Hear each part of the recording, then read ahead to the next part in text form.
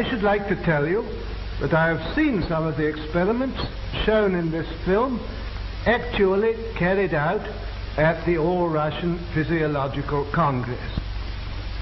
As you can imagine, technique is everything.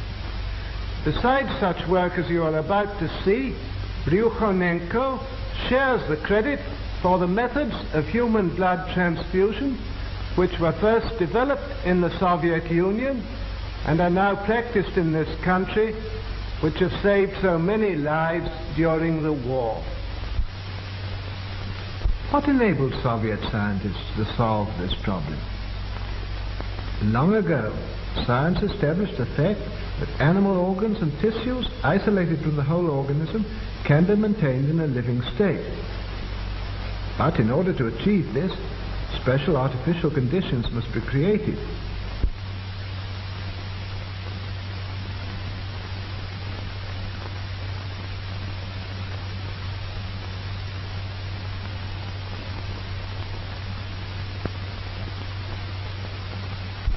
Isolated organs can be brought to life even though they've been removed from the animal's corpse some time after death.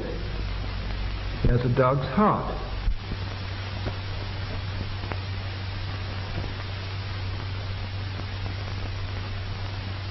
It can function as well in artificial conditions as in a living organism, and for this purpose, blood is introduced into the cardiac vessels. The isolated heart beats just as it did a few hours previously in the living dog.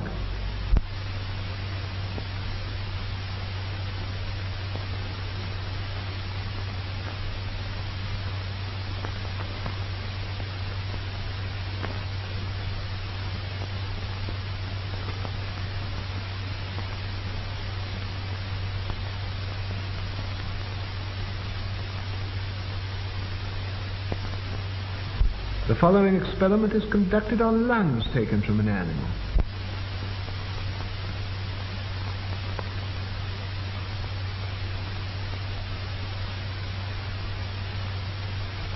Bellows distend the lungs and fill them with air.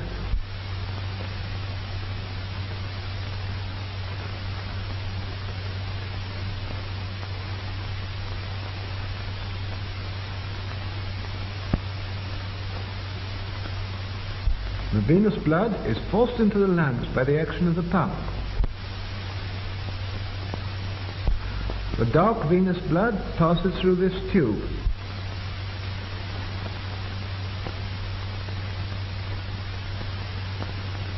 In the lungs, it takes up oxygen and becomes arterial blood.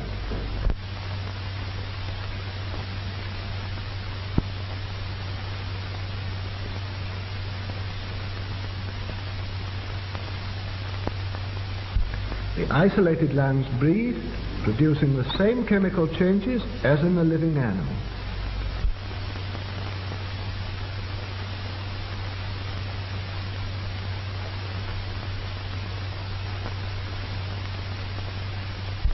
An animal's head can also live in the isolated condition. Here is the plan of the experiment.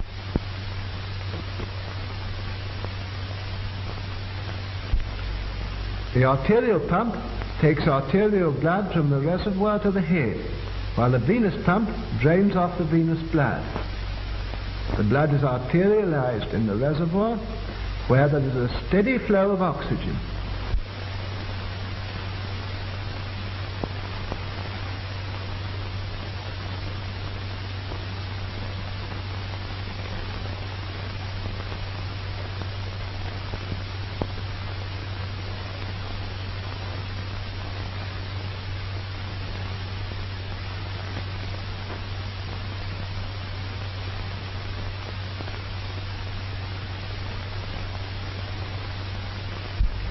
The artificial blood circulation ensures the metabolism necessary for the life of the head.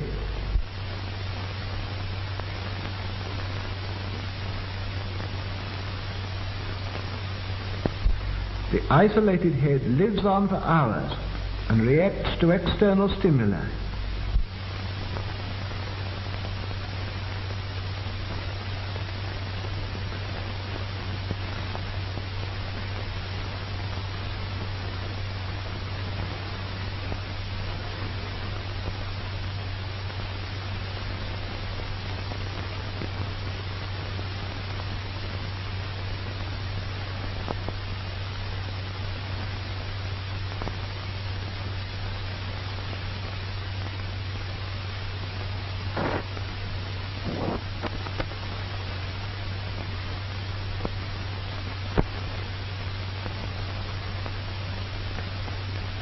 The isolated head even reacts to light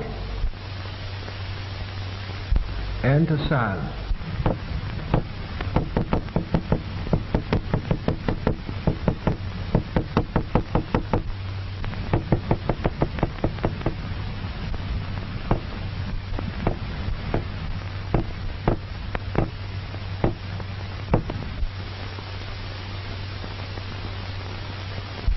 The revival of individual organs enabled scientists to proceed to experiment on reviving the whole organism. The revival of the whole organism can be achieved with the help of an apparatus called the auto-ejector.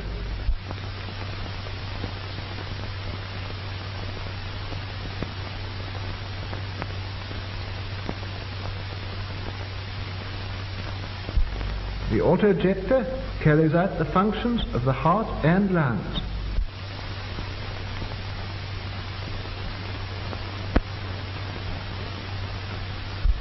As we know, the heart, by its rhythmical contractions, supplies the body with arterial blood rich in oxygen.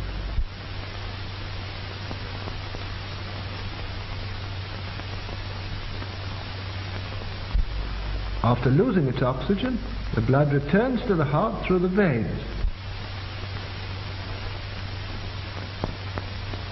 From them, it flows into the lungs, whence with a fresh supply of oxygen it returns to the heart, and thence flows into the arteries of the organism.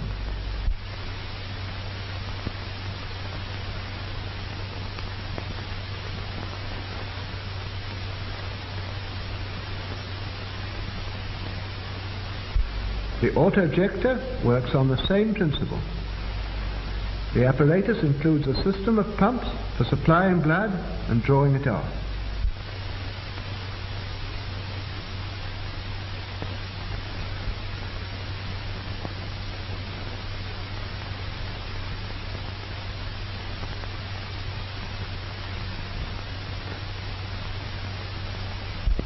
The arterial pump supplies the organism with arterial blood. When the blood has given up its oxygen, the venous pump draws it back into the reservoir. Here, just as in the lungs, it's enriched with oxygen and returns into the organism. The blood passing into the arteries of the body ensures the necessary metabolism. In this way, the auto-ejector can perform the work of both the heart and lungs.